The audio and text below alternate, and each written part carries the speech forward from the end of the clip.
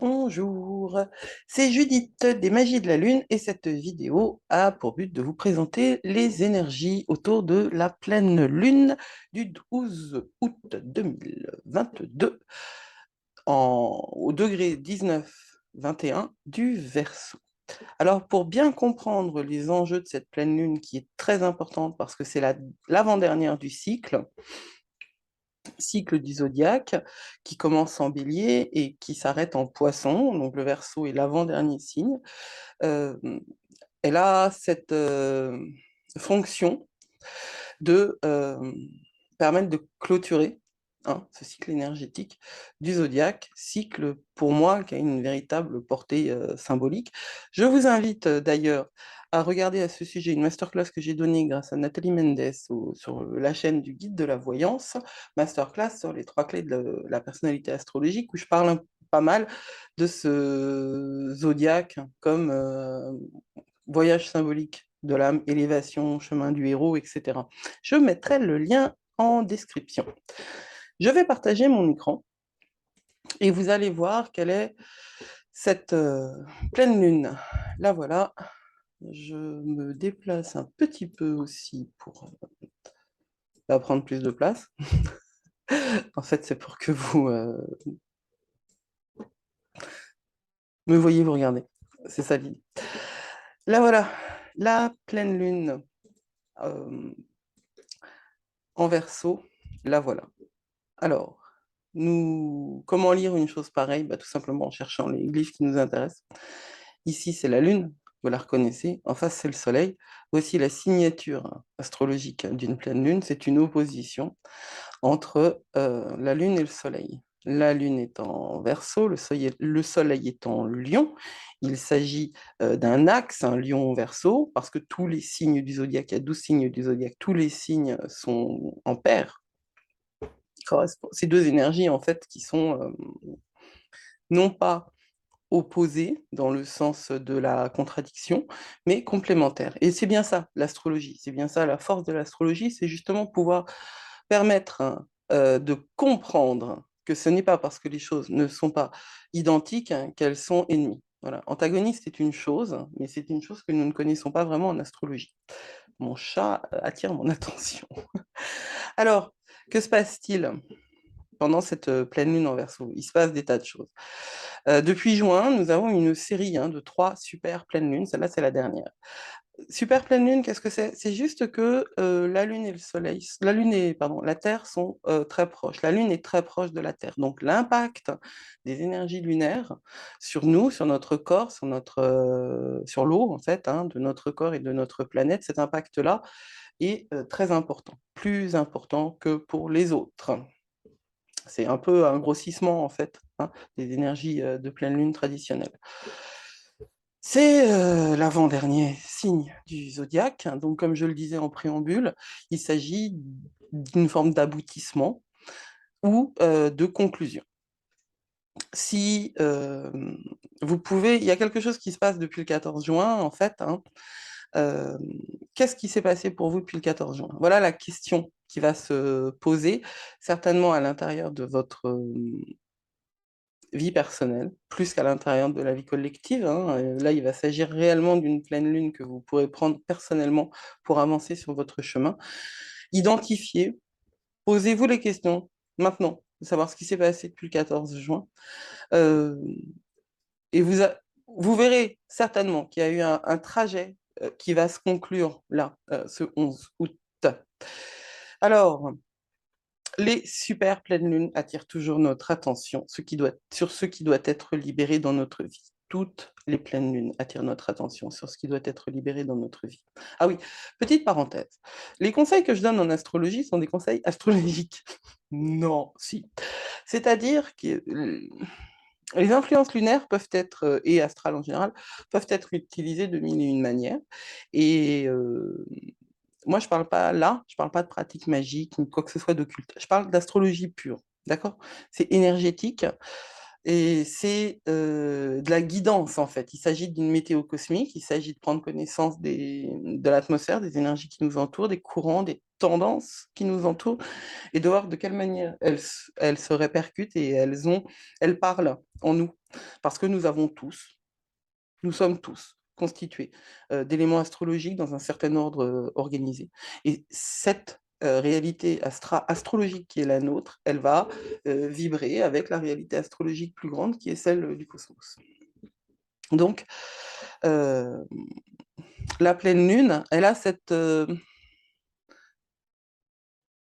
potentialité de libération. Pourquoi? Eh bien, tout simplement parce que la lune est pleine. La lune n'éclaire pas en elle-même, hein, vous le savez, elle est éclairée par le soleil. Mais même éclairée par le soleil, elle va illuminer la nuit. Elle va illuminer la nuit. La lune est ce qui va s'occuper de notre inconscient et de notre corps, ce qui chante le mental, ce qui ne s'intéresse pas obligatoirement à l'aspect cérébral et intellectuel des choses. C'est dans la sensation et c'est dans le corps que ça se passe. Et actuellement dans le corps de mon chat qui se roule par terre parce que je ne sais pas quoi.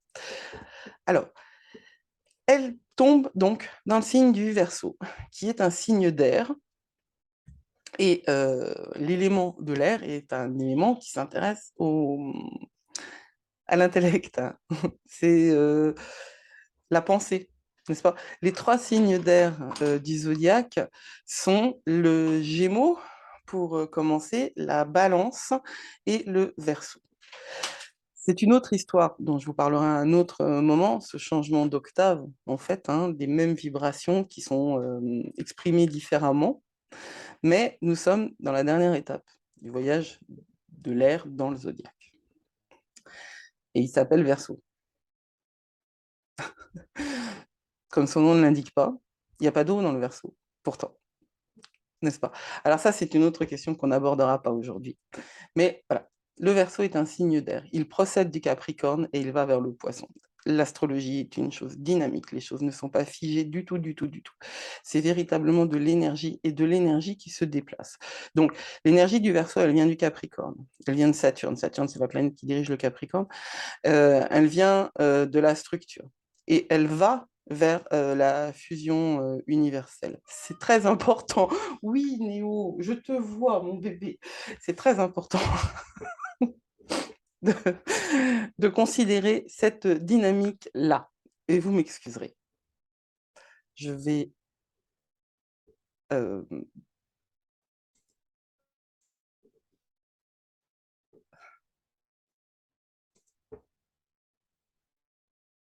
non, je peux pas. Bon. Alors, l'énergie du Verseau, elle va rayonner fortement avec, sous cette pleine lune. Ah oui, j'ai pas terminé justement, il m'a déconcentré. Le Verseau, pourquoi? Pourquoi de l'eau dans un signe d'air? Parce que c'est un signe qui a le don de collecter l'énergie émotionnelle et psychique du monde qui nous entoure et de la nettoyer pour le relancer dans ce qui deviendra après l'énergie du Poisson.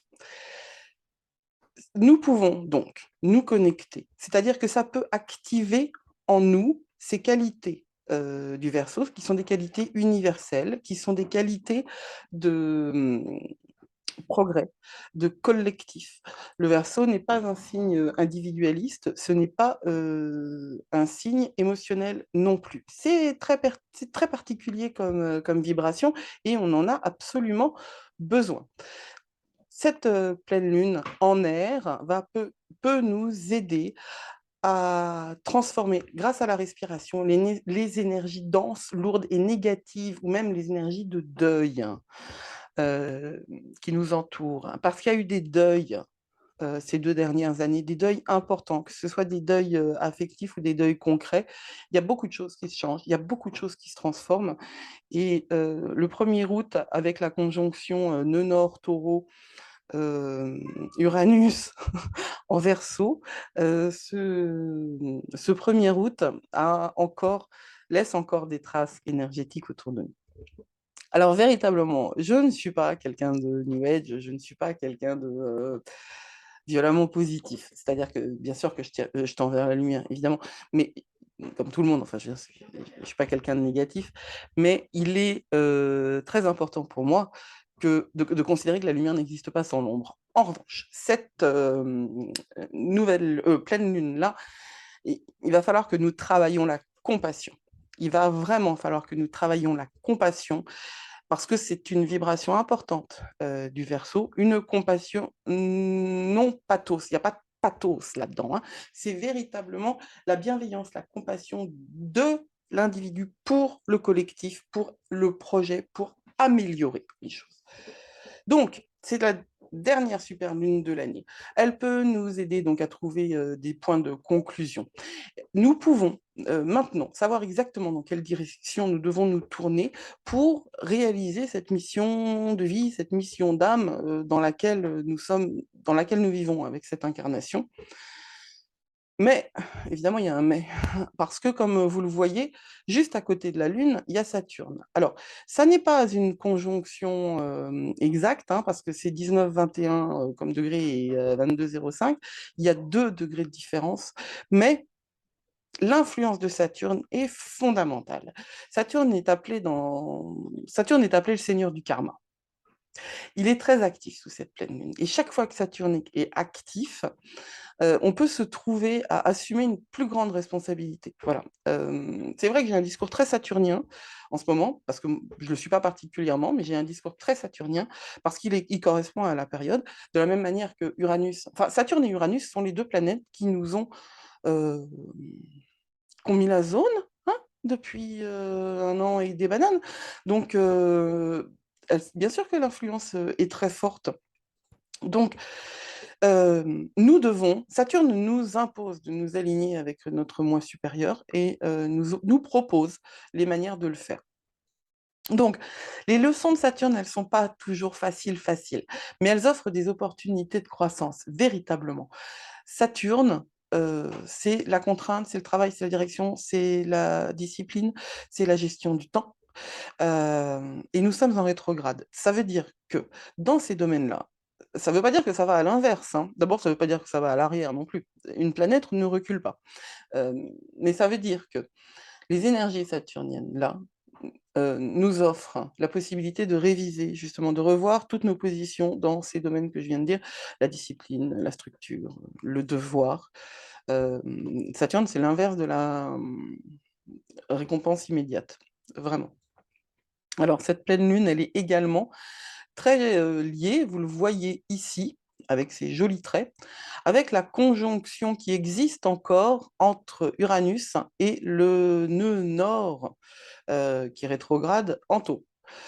Ça, c'est la signature. Et Mars est ici. Mars s'est un peu éloigné parce que Mars va plus vite qu'Uranus. Ils étaient là, ils étaient tous les 3 depuis le 1er août et ça a été certainement quelque chose que vous avez senti. Il y a certainement un avant et un après le 1er août. Soit vous l'avez vécu, soit vous le verrez après. Euh, alors évidemment, ça ne peut pas tout impacter de la même manière les 6 milliards de personnes qu'il y a sur Terre. Je parle dans un contexte, c'est contingenté ce que je dis, obligatoirement, puisque je suis une femme du 21e siècle en France, hein, je ne peux pas avoir la voix de quelqu'un d'autre, mais l'impact de la conjonction du 1er août est très sensible dans cette pleine lune-là.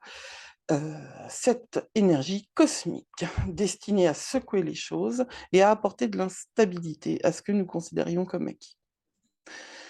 Rien n'est acquis, et quand bien même ce serait acquis, ce qui était acquis, euh, eh ben, c'est pas obligatoirement positif. Alors, cette situation-là est une situation de transformation. Un de mes mentors dit que cette pleine lune, c'est la pleine lune des changements obligatoires et dérangeants et des perturbations et des dérangements surprenants. Voilà, alors ça c'est de la traduction de l'anglais, mais direct comme ça, donc c'est très laid, mais c'est l'idée.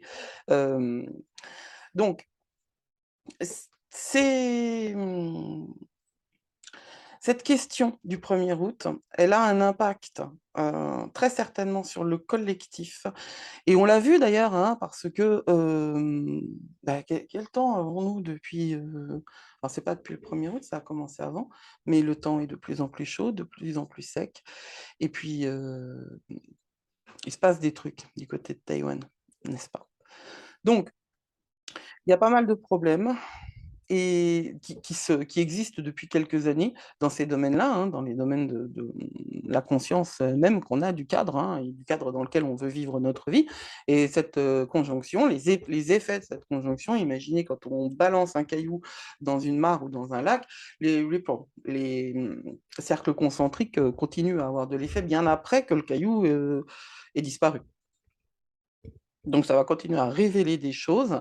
Et cette révélation, certainement, va nous aider à apporter des changements parce qu'il faut voir les choses du côté positif, des changements positifs, ce dont la société a absolument besoin parce qu'on est d'accord quand même sur un point, la société patriarcale elle doit avoir terminé, elle a terminé sa mission.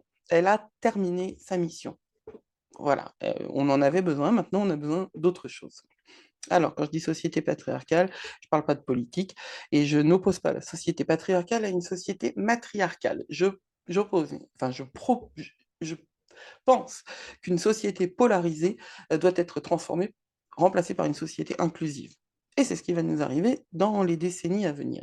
Sur le plan personnel, la pleine lune va déclencher justement les énergies du nœud nord d'Uranus et ça peut vraiment nous faire réfléchir à le nœud nord, c'est ce vers quoi nous tendons.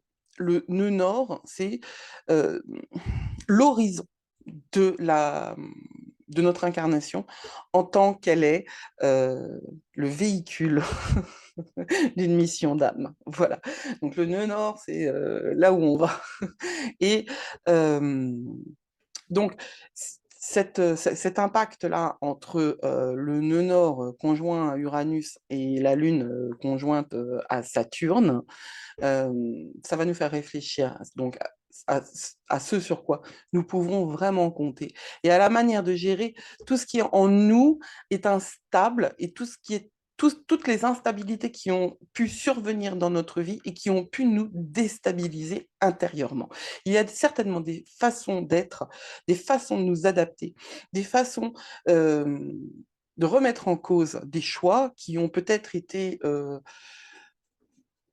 contraints, mais pas dans la contrainte saturnienne qui est celle de la réalisation de sa mission, contrainte par la pensée limitante, l'éducation ou même la position qu'on a dans la société. Moi, je la vois comme un catalyseur, cette pleine lune, qui va diffuser plus d'énergie dans la conscience, mais qui va aussi nous remettre en cause, vraiment nous remettre en cause. C'est pas confortable. Elle n'est pas confortable, cette pleine lune. Elle va être dure, en vrai. Il y a déclenchement d'une conjonction Saturne, nœud nord-Uranus, on peut vraiment se sentir très très lourd, très sensible, très émotif. Alors, l'énergie de Saturne, elle est forte, hein, et souvent, elle étouffe, l'énergie saturnienne. Mais quand l'énergie d'Uranus est forte aussi, non seulement on étouffe, mais en plus, on explose. Ce sentiment, cette espèce d'urgence intérieure, ce truc-là qui vibre et qui nous empêche d'être dans l'ici et maintenant, c'est ça qui va être mis en valeur. La lutte, elle agit toujours comme un amplificateur de nos émotions. Elle, elle, vous voyez comme elle capte en fait, hein, évidemment le Soleil, elle le capte, mais elle est juste à côté de Saturne. Elle va choper aussi, pardon, ils sont là. Elle va choper aussi toutes ces énergies dont je parle. C'est un catalyseur, c'est un amplificateur, et je le répète, la Lune s'intéresse. La Lune, elle chante le cérébral. C'est-à-dire que c'est pas quelque chose, bien qu'elle soit en verso, votre corps ne récupérera pas ces informations-là par le biais de la mentalisation. Elle le récupérera par le corps, elle le récupérera par les dons psychiques, euh, mais pas par le mental. C'est pas quelque chose que vous allez comprendre, c'est quelque chose que vous allez sentir passer. On va dire ça comme ça. Donc la meilleure façon de naviguer toutes ces énergies pas simples, c'est de se souvenir qu'en début de semaine, le Soleil était trigone à Chiron. Chiron, c'est un astéroïde qui a énormément d'importance en ce moment. Il est là, Chiron. C'est la clé. C'est marrant, hein, c'est une clé. Chiron est un astéroïde extrêmement important pour tout ce qui concerne la guérison. Et je peux vous assurer que quand on arrive dans cette fin de cycle, il va s'agir de traiter, de ne pas repartir sur le cycle d'après, des pleines lunes, avec des bagages non traités, hein, avec des foyers d'infection non nettoyés, avec des trucs qui vont pouvoir nous pourrir la vie après. Le mieux, c'est réellement de considérer que ce sont des chemins de guérison.